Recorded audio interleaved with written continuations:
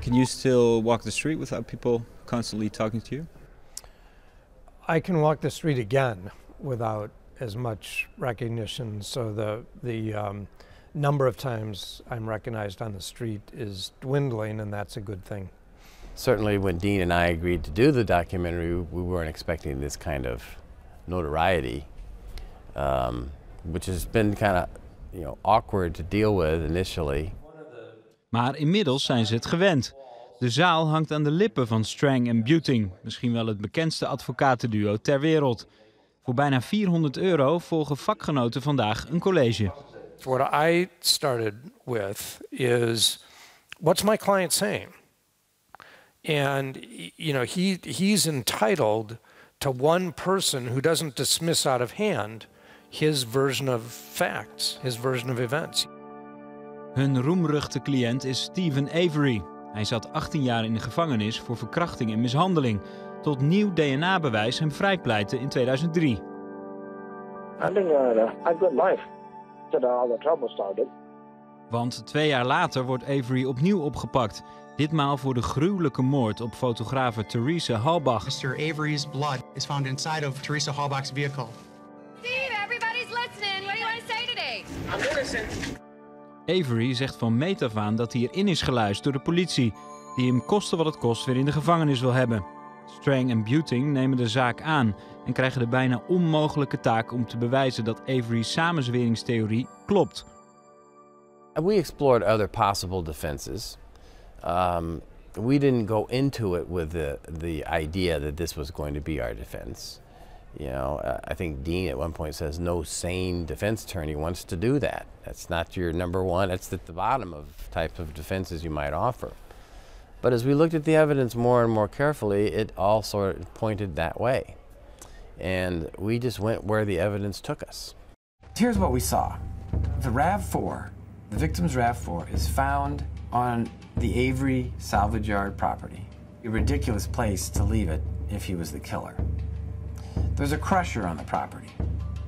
He knows how to use the crusher. He was operating the crusher the day before it was found, and yet this vehicle wasn't crushed. Why not? Second, his blood was found inside the vehicle, but only in a few areas, spots, so to speak. There was evidence that he had a cut on his finger, but what didn't make sense was that there was no fingerprints of Avery's at all, in or on the vehicle. That would mean if Avery was the killer, he had to have had gloves. But if he's got gloves on, how could he be actively bleeding and leaving his blood behind? Ze denken een sterke zaak te hebben als de autosleutel van het slachtoffer onder dubieuze omstandigheden wordt gevonden in de trailer van Avery.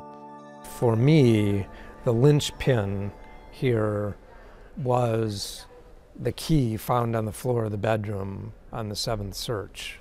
And I could not reconcile that with any reasonable hypothesis that it occurred the way the police reported it. Maar dan komt het Openbaar Ministerie met een mededader. De 16-jarige verstandelijk beperkte neef van Avery, Brandon Dassey. Hij vertelt na urenlange verhoren dat hij Avery heeft geholpen om het slachtoffer te verkrachten en vermoorden. I knocked on the door and he answered it. Yeah, and then what? I gave it to him and then I left. Come on now.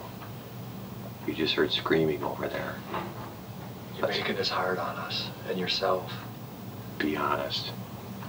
You went inside, didn't you? Yeah. You went in the trailer? Mm-hmm. This is a manipulative interview in which most of the information eventually elicited, in fact, was supplied in the first instance by the police questioners. So it struck me as a very unreliable interview, an internally inconsistent interview. De neef wordt veroordeeld voor zijn aandeel in de moord. Maar in augustus van dit jaar wordt dat vonnis vernietigd. Mede als gevolg van de gebruikte verhoormethode. Stephen Avery wordt veroordeeld tot levenslang en zit tot op de dag van vandaag vast. It was a very difficult case to lose. Mr. Avery is one of 3 clients I have who are serving a life sentence without any possibility of parole. Those are hard cases to lose. That's a slow death sentence that Mr. Avery was given. Making a Murderer wordt geroemd, maar krijgt ook veel kritiek.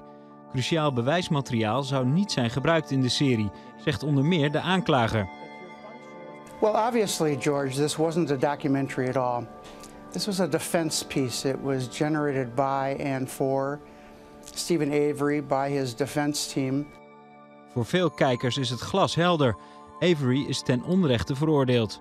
Meer dan 500.000 mensen tekenden een petitie om hem vrij te krijgen.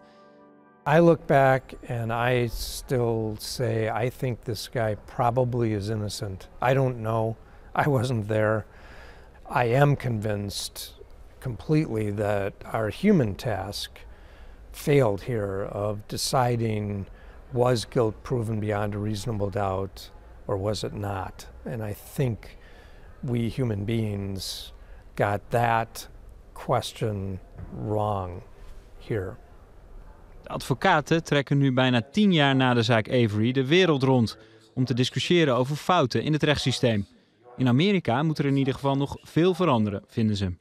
Top of the list would be the interrogation techniques that American law enforcement use. They're very coercive. They lie to the suspects. They claim they have evidence when they don't. And they're often not recorded. Another huge thing is the money that goes to the defense, the resources that goes to the defense side. That's being paid such a minimal wage. The quality of lawyers you get aren't as good. The resources of experts that they can use are not there. And we really need to bring balance back into the criminal justice system.